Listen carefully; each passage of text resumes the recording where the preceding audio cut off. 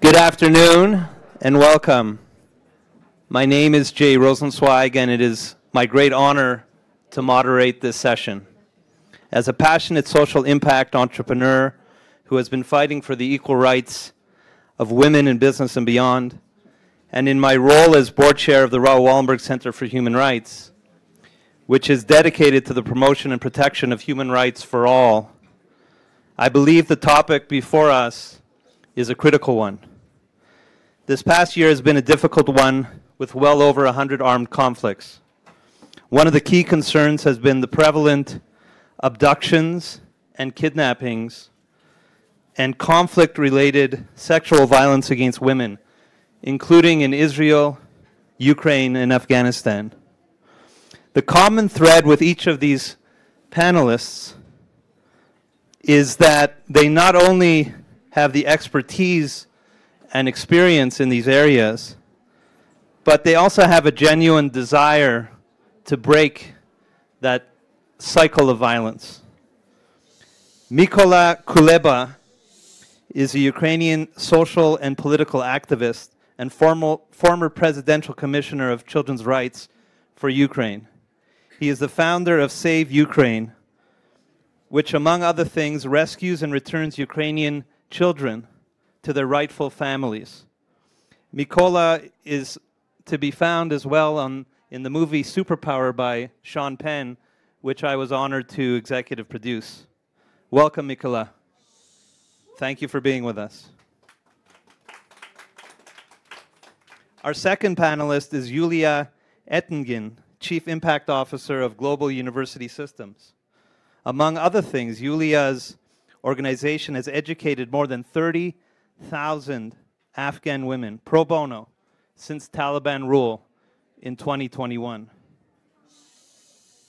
Our third panelist is Noam Peri. Noam's 79-year-old father, Chaim, a peace activist who fights for Palestinian rights and brings sick Palestinians, including many who have suffered from cancer, to Israeli hospitals from Gaza. He was kidnapped by Hamas on October 7th. We have been advocating with Noam, and she's been going all around the world to advocate not only for her dad, but also for all of the hostages. And we welcome Noam, and we pray that you will be reunited with your dad as soon as possible, and that all who have been abducted in Israel, in Ukraine, and anywhere else are safely returned. So please welcome all the panelists.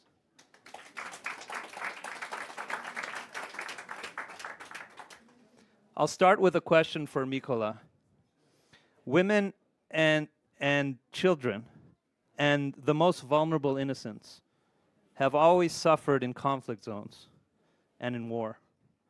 But do you believe they are now more often targeted as a purposeful strategy rather than an unfortunate consequence of war?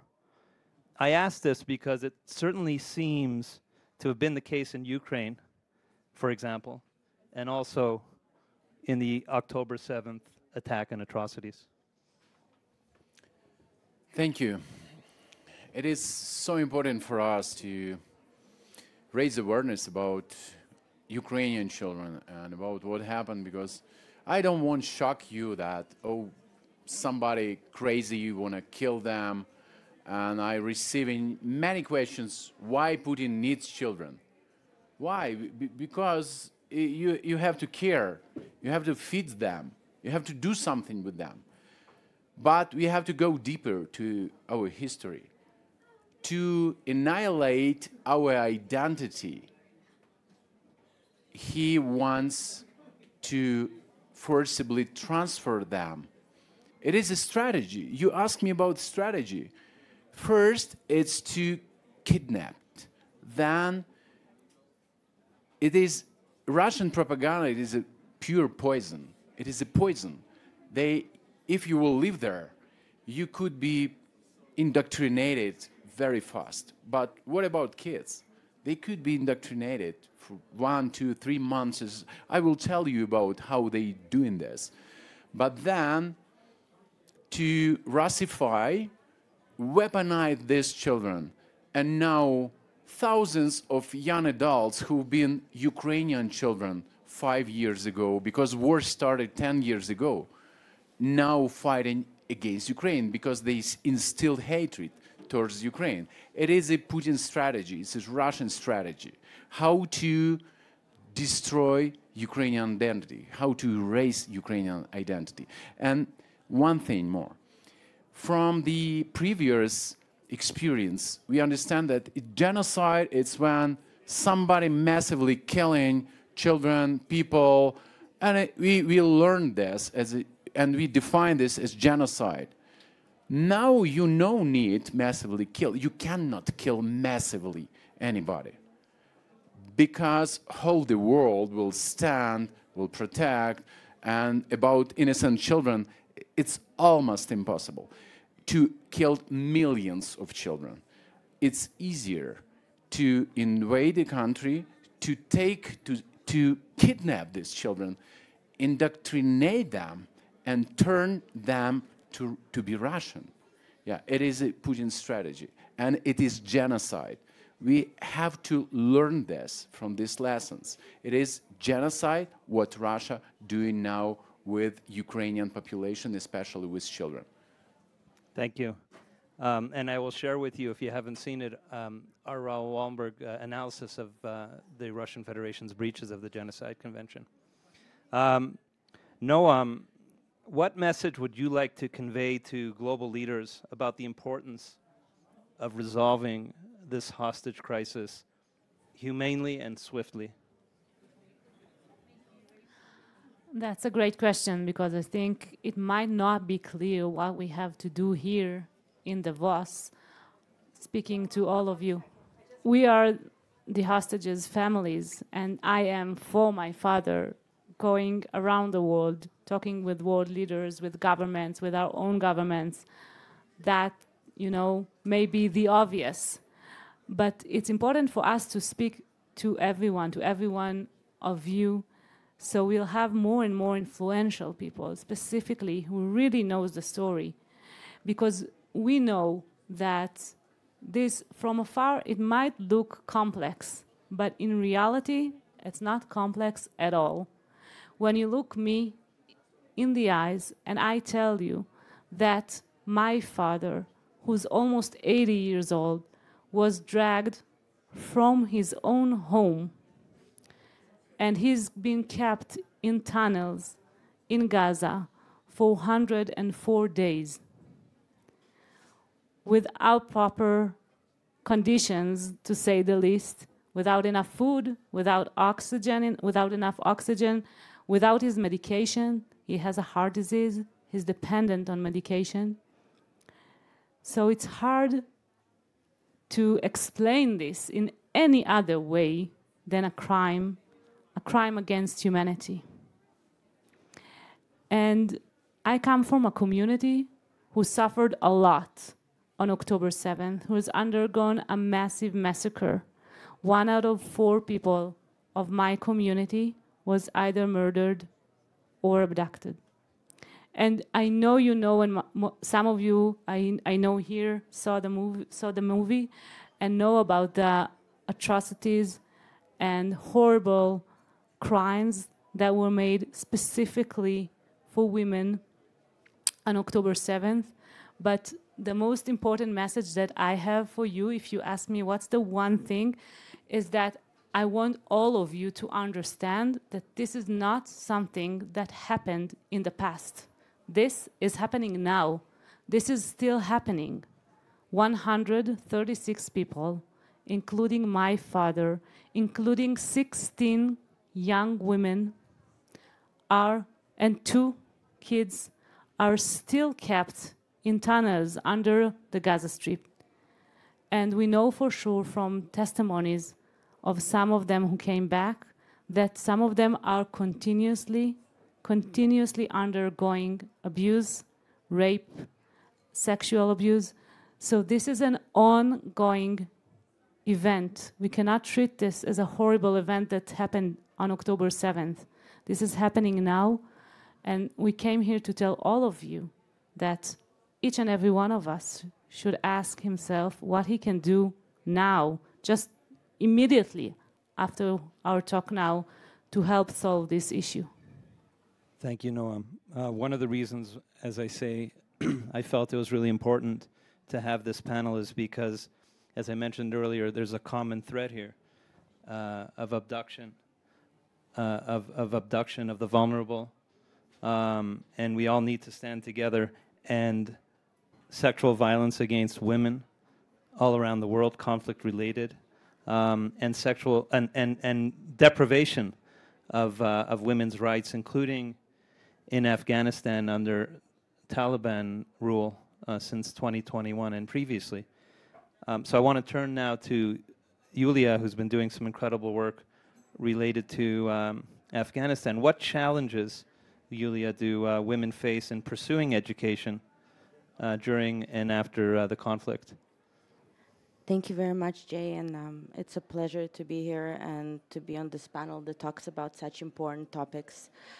So when it comes to conflicts, women are disproportionately impacted when it comes to mortality rates, unemployment rates, and violence against women, and education is no different. When during conflicts, women are 3 times more likely than men to lose access to education. And it causes a really great impact on society. Some of the challenges include gender-based violence, especially when there are conflicts, there are less teachers that are available to teach, and it creates very risky environments for women. Generally, there is lack of accessibility and infrastructure when it comes to different conflict zones. So many times women are actually not able to access education. They're not able to get to the school. They're not able to access it. They have to drop out as a result. And one of the main reasons is actually societal norms.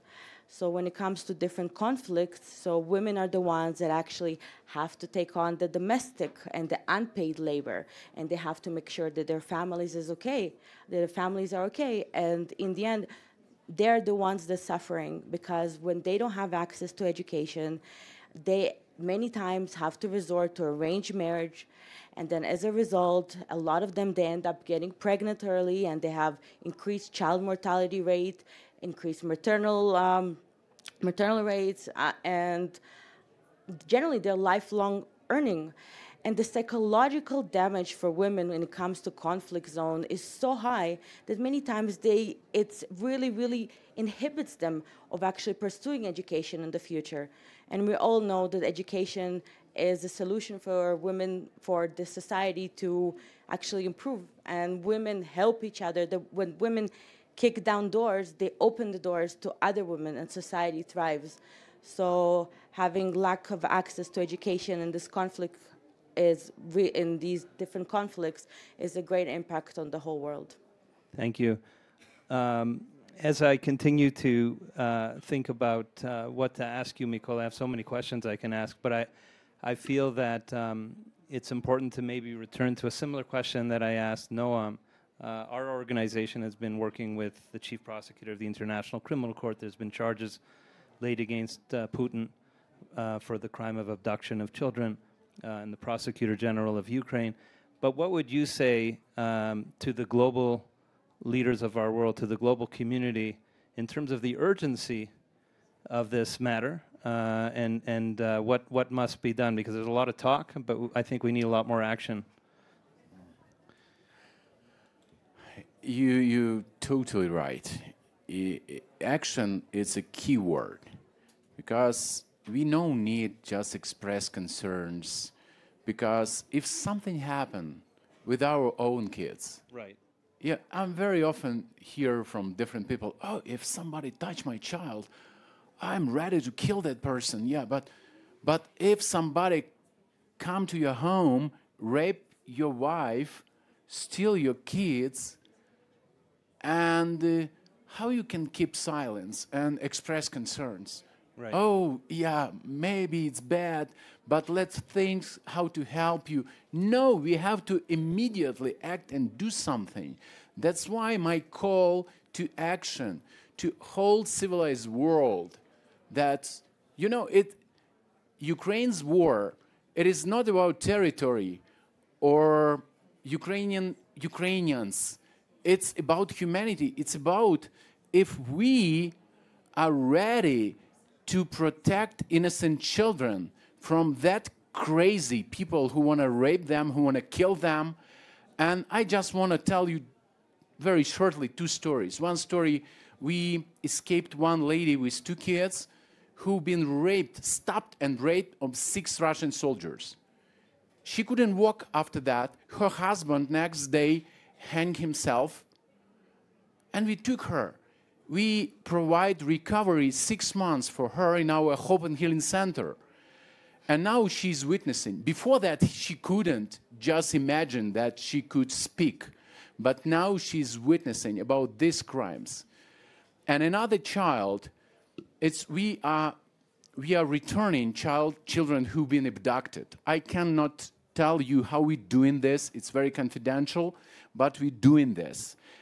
And I just remind now a story of 12 years old child who been escaped. We took him, and I asked him, tell me, did you dream about escape? He told, I knew that I'll come back. I told, how you knew this? Because I planned my escape. And how you planned this? I knew how I crossed the front line, but only one thing. I did not know how to cross minefields, but I created a plan with my friend. We were throwing stones. Oh, wow. Yeah. That's and incredible. If mines will explode, we will go that way. 12 years old boy planned his escape just to be with his family. This war on women and children, because Russia clearly understand if they will destroy, if they will kill women and children, we will not have a country at all. That's why we have to protect. We have to protect. Noam wanted to. Yeah, I wanted to build on what you're saying. Maybe explain you why we're asking you to feel like this could be your father, your daughter, your kids. It's not that we want you to feel bad. Is that the reason that we need you to feel like you're us is that we really truly believe, and I'm sure you would agree with me, that, and it's important, especially here when we're in Davos, that really is all about the world going forward and the progress and the technology that will take the world forward. And in normal life, I actually work for Google, and I would love to be here and talk with you about responsible AI and how it will solve health issues. But instead of this, I'm talking to you about how these forces are taking all of us centuries back into the Middle Ages, into a world when people can kidnap and rape young women or kids and hold them for months and continuously rape them. And this is a shared problem for all of us. And this is why we need you to really look us in the eyes and understand that if we don't fight this together, instead of getting the world forward, we'll get it back. We'll get it back centuries into a world where this is possible. And this is the fight here. Thank you, Noam. And I couldn't agree more, and I'll just continue to emphasize the importance of all of us working together in common cause. And these 3 panelists, Ukraine, Afghanistan, Israel, we all need to work together in common cause because a human is a human. As I was telling my dear friend, the humanitarian Michael Capone, who's in the front row here, a human is a human, and we need to all work together for the betterment of humanity, to your description. One other question I have for you, Noam, is Yuliya and Mykola, as opposed to them, really, you didn't choose to be involved in this conflict professionally. For you, you talk about your role at Google. your world's been turned upside down. Tell us a little bit about that and how, to the extent possible, you've been coping. You're right in the sense that I haven't chose this faith. I haven't chose to be born in a place that will undergo massacre, or that my father will be taken hostage. But once this happens to you, it's not something. So it's an obligation. You just wake up in the morning and ask yourself, what can I do today? And this is a 20-hour-a-day job, and we're just, as you said, going around the world, but also in Israel, talking with everybody and doing whatever we can. And I tell each and every of these very important people I meet that I honestly hope that I won't meet them anymore, that this is our last time, because this is not something I choose. I rather go to back to my home, my kids, my life, and the job that I really love. Thank you. Yuliya, how can businesses and government and NGOs work together to help women and children affected by conflict? Thank you, Jay. So I think to what Noam said, I think we all have a responsibility in these type of situations to generally help and do whatever we can. And when it comes to companies and NGOs and government, collaboration is key. Many times in conflict zones such as Afghanistan, there is no partner for collaboration. Taliban prohibited women from acquiring education, so we had to work with the NGOs. Usually the NGOs have a lot of more local knowledge, and they understand the cultural sensitivity in some situations. So by partnering and forging joint ventures, you can create culturally sensitive, context-specific partnerships and programs that can help to improve access to education.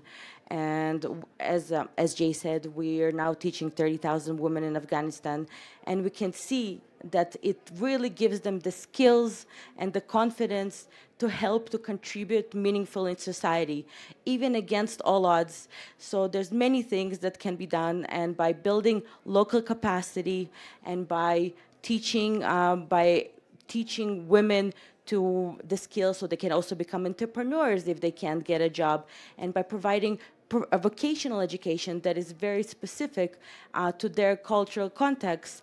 There's a lot that can be done with cooperation, and it's very important that everybody do whatever they can to help women and children. Thank you, Yuliya. As I mentioned at the outset, we live at a time of unprecedented armed conflict affecting millions around the globe. Sitting in a place like this, peaceful, tranquil Switzerland, or in my own home country of Canada, it can often be too easy to forget the plight of the young children and women and elderly who have been abducted, and women who have been victims of criminal violence and suppression and exploitation. I want to tip my hat off to Shelley Zalis and her team at Female Quotient for really bringing this issue to the forefront. And I want to thank our three panelists, Mykola, Kuleba, Yuliya, Etingen, Noam, Peri, for being with us today and for reminding us that we cannot look away when the rights of others are being violated. And it just so happens that this past week, it was Martin Luther King Jr. Day, as well as Raoul Wallenberg Day, two real heroes of humanity. And it reminds me of some of the things that they've taught us. As Martin Luther King Jr. said, while the arc of the moral universe is long, it bends towards justice. And as Raoul Wallenberg, when asked why he put his life on the line when he had no skin in the game at all to save others, he said, "To me, there is no other choice." So let's keep fighting for what is just and for what is right. And thank you, everyone. Good afternoon, and peace.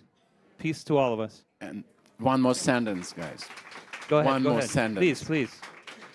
Guys, you are that people who can fight. Your voice is valuable. Sometimes you can feel that maybe it's not time or not comfortable to raise your voice for innocent kids or women.